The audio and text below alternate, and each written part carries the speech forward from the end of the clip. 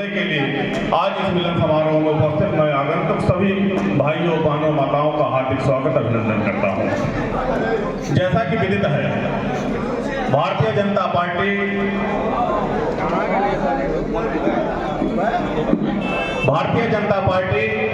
आज पूरे लोकसभा क्षेत्र में हर विधानसभा में अपने परिवार को बढ़ाने का जो कार्यक्रम आज कर रही है, उसमें अरवली समिति में हम सभी सौभाग्यशाली हैं कि जब परिवार बढ़ता है तो खुशी मिलती है, और उस खुशी के आप और हम आज प्रत्यक्षदर्शी हैं। हम लोगों का सौभाग्य है। भारतीय जनता पार्टी कोई पार्टी नहीं, एक विचार है। मित्रों, आप कोई पार्टी नहीं ज्वाइन कर रहे हैं, आप किसी पार्टी के लिए नहीं आए हैं, आप भारत माता और राष्ट्रवाद के लिए आए हैं। राष्ट्रवाद जिसकी धारणा है वह भगवा को पहचानता है, और जो भगवा को पहचानता है सनातनी बन राष्ट्रवाद के लिए भारतीय जनता पार्टी में काम करने के लिए खिंचा चला आता है। यह हमारा राष्ट्र प्रेम है। यहाँ बैठे इस प्रांगण में जो भी लोग बैठे हैं, यह आपका राष्ट्र प्रेम है। यह भारत भूमि के लिए आपकी वो विचारधारा है। अपने राष्ट्र को मजबूत करने के लिए आपका वो संकल्प है, जो आज इस मिलन समारोह में आप अपने दृढ़ता को लेते हुए एक शपथ लेने के लिए यहाँ उपस्थित हैं कि जब जब भारत को आगे बढ़ाने के लिए कोई नेतृत्व मंडल इसका नेतृत्व करेगा, हम तन के साथ, मन के साथ, धन के साथ, जीवन लगा के भी अगर भारत को मजबूत करने के लिए हमें आगे बढ़ना पड़ा तो हम बढ़ेंगे, उस संकल्प को पूरा करेंगे। और जो नेतृत्व हमें आज मिला है मेरे मित्रों, 2014 से आप लोगों ने देखा, 2014 से आप लोगों ने देखा किस तरह भारत में विकृतियां फैली हुई थी। देश लगातार बाहरी यंत्रणाओं को झेल रहा था, हम लगातार कमजोर होते जा रहे थे। उस समय एक किसान के घर से एक ज्योति के रूप में नरेंद्र मोदी नामक एक दीपक निकल के भारत वर्ष को मिला, और सभी की प्रेरणा से, बाप सबकी सोच से गरीब घर के बेटे को दिल्ली के कुर्सी में प्रधानमंत्री के रूप में बैठाया गया।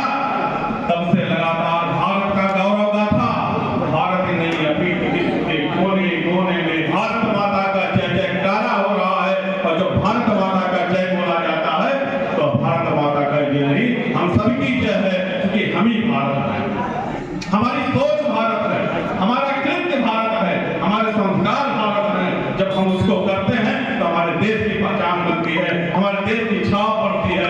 आपको याद होगा, एक वो समय था जब इस देश को आजाद कराने वाले भगत सिंह चंद्रशेखर आजाद अगर उनको चाहते देश की उस समय की सत्ता, उनको फांसी से रोका जाता, उनको फांसी नहीं मिलती। एक वो समय था भारत के वीर सपूत जिन्होंने स्वयं को बलिदान करते हुए राष्ट्रवाद के लिए अपने जीवन को न्यौछावर कर दिया, और हमारे देश की उस समय की सत्ता उनको बचाने के लिए एक कदम आगे बढ़कर उनका समर्थन नहीं कर पाई। मित्रों, आपने न्यूज में देखा होगा, आज का समय, आपका नेतृत्व कतर में 7 फांसी माननीय मोदी जी के प्रयास से रोका गया। भारत ही नहीं, बाहर में भी मोदी जी ने जिस तरीके से डंका लगाते हुए कतर में 7 भारतीयों की फांसी रोकी गई।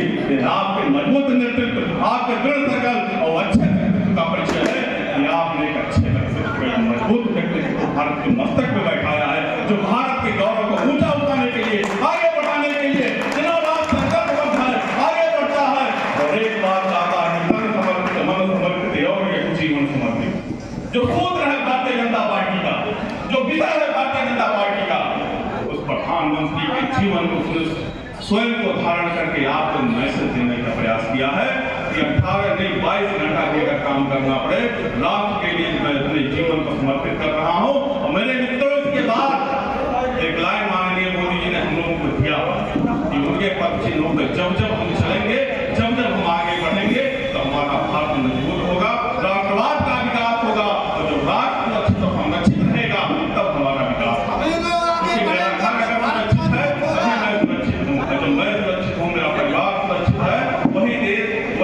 आगे बढ़ता है। अभी एक संकल्प यात्रा आप लोगों के बीच में गांव-गांव जाके माननीय मोदी जी के विचारों को बता रहे हैं।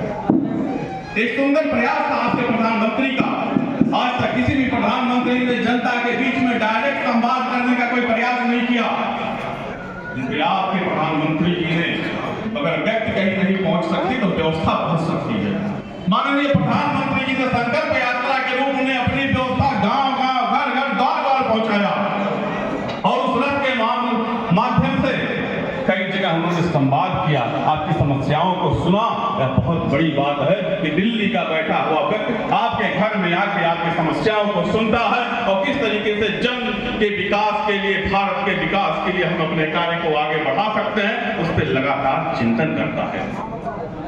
आपने भी सुना होगा अबू धाबी में किस तरीके से मंदिर का निर्माण हो रहा है। तो अभी दिन आप सभी को याद होगा जब अपने घर के मंदिरों में पूजा करने से डरते थे, हमें असमर्थता जाहिर की जाती थी। 500 वर्षों का एक बड़ा अभियान राम मंदिर, जिसके लिए हमारी कई पीढ़ियों ने अपना जीवन खपा दिया। हमारे पुरखे तरहते तरहते सर्वलोक वासी हो गए। उनके जीवन का यह विषय पूरा रह गया कि किस तरीका से हमने राम लला को अपनी आंखों के सामने अयोध्या में विराजमान देख पाए। आज वह समय आ गया, हम सभी सौभाग्यशाली हैं। आगामी 25 फरवरी को पूरा बस्ती जिला अयोध्या में जय जय श्री राम करते हुए राम लला का दर्शन करेगा। हम सभी सौभाग्यशाली हैं उस दिन के लिए। और यह मजबूत प्रधानमंत्री की देन है राम भर बोलते साहब राम लला को, जिसके लिए कई पीढ़ियां खप गई, उनका दर्शन करने आगामी साहब ये मीटिंग में हाथ में तिरंगा झंडा उठाते हुए श्री राम का नारा लगाते हुए मंदिर में जाकर अपने मस्तक वहां पे गिराएंगे और नमन करेंगे कि जिस तरीके से आपने भारत को एक लाभ दिया है प्रभु, राम राज्य को स्थापित करने के लिए भारत में इसी प्रकार के लाभ पैदा होते रहे, इससे हमारा देश आगे बढ़ता रहे, हमारा समाज आगे बढ़ता रहे, हमारा सनातन धर्म जीवंत रहे, जिससे राष्ट्रवाद की धारणा टूट कर हर घर से निकलती रहे और हर घर से मोदी निकलते रहे। आज बड़ा शुभ दिन है।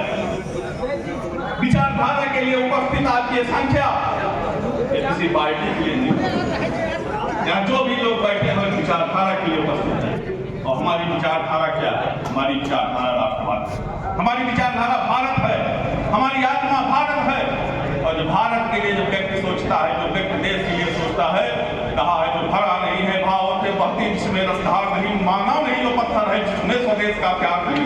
बचपन से हम इसको पढ़ते आए हैं अपनी कविताओं में, अब उसको जीवन में उतारने का समय आ गया है।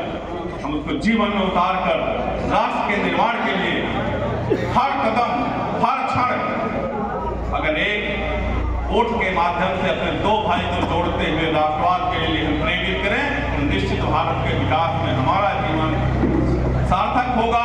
हम राष्ट्र के लिए कुछ कर पाएंगे।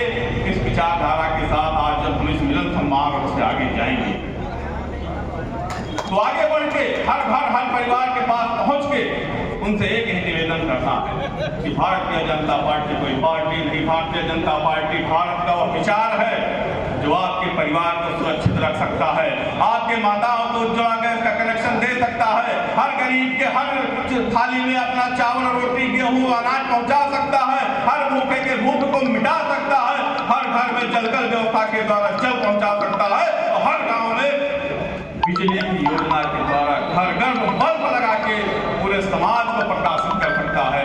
जो इस पूरे समाज को प्रकाश में बना सकता है वही हमारा नेतृत्व कर सकता है। मित्रों, हम दिन भी हमें याद होगा, हम इसी सोसाइटी में बैठे हैं, तभी हमारे यहाँ तमाम किसान भाई आज भारतीय विचारधारा भारतीय जनता पार्टी में होने के लिए आए हैं।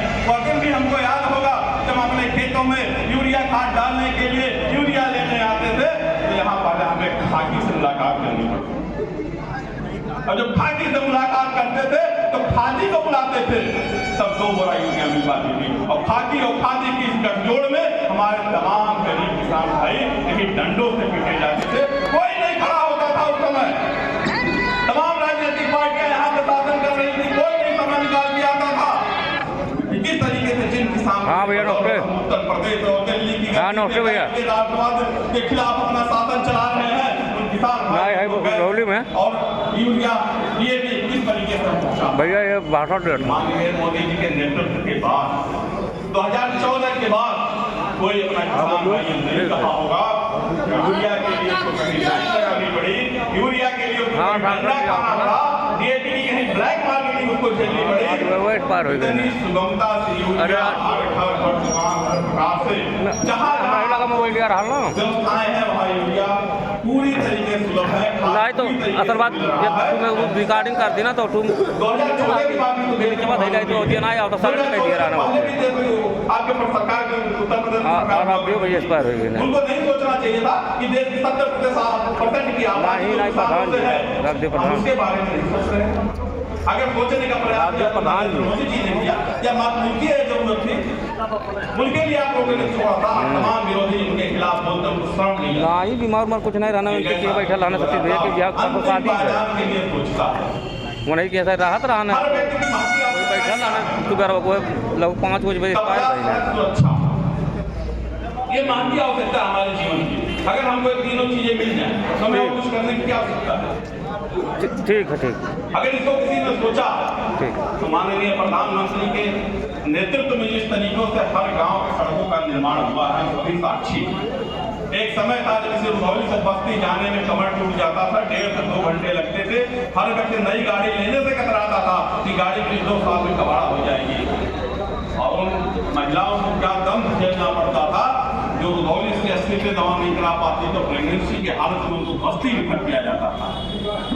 प्रसव पीड़ा का दर्द और सड़क का दर्द जब वो झेलती थी तो एक कुंठा भाव से किसी को कहती थी कि सरकार कब जाएगी। माननीय मोदी जी के आने के बाद आज बस्ती की यात्रा हम 20 मिनट में तय करते हैं। अगर हम दोपहिया से जाते हैं तो ज्यादा से ज्यादा आधा घंटा में तय करते हैं। हमारा तेल बचता है। लोग कहते हैं विकास कैसे होता है? आपका इंजन कहाँ 1.5 घंटा रन कर रहा है, 1.5 घंटे तेल पी रहा है, वो आधा घंटे में आपका इंजन तेल पी तो बस्ती पहुंच जा रहा है। इस 1 घंटे का जब तेल बचा किसका बचा? हमारा आपका बचा कि नहीं बचा? जो पैसा बचा वो मेरे परिवार के लिए काम आया कि नहीं काम आया? अगर काम आया तो देश के विकास है कि नहीं है? हर परिवार जो बेरोजगारी से त्रस्त होकर के राशन के अभाव में घर से निकल के दिल्ली, बंबई, कलकत्ता कमाने जाता था। एक पुराने जमाने का गीत है, एक शायर ने उसने गीत गाया था कि लागा नथुनिया का ठक्का बलून कलकत्ता में। वो गीत नहीं, वो दर्द है अपने ग्रामीण परिवेश का। वो दर्द है अपनी उन महिलाओं का जो शादी के बाद घर पे आती थी तो आने के बाद अभाव में अपने इसी बीच में हमारे इस कार्यक्रम के मुख्य अतिथि आदरणीय सांसद हरीश द्विवेदी जी आपके बीच में आ गए हैं। मैं आदरणीय सांसद जी का मंच के माध्यम से स्वागत करते हुए आमंत्रित करता हूं। बोलिए भारतीय जनता पार्टी, हरीश द्विवेदी जिंदाबाद, हरीश द्विवेदी जिंदाबाद, योगी मोदी हरीश द्विवेदी, योगी मोदी हरीश द्विवेदी, भारतीय जनता पार्टी, योगी मोदी हरीश द्विवेदी, हरीश द्विवेदी जिंदाबाद। आपके बीच में आज के इस विधानसभा मिलन समारोह के मुख्य अतिथि और जिनके लगातार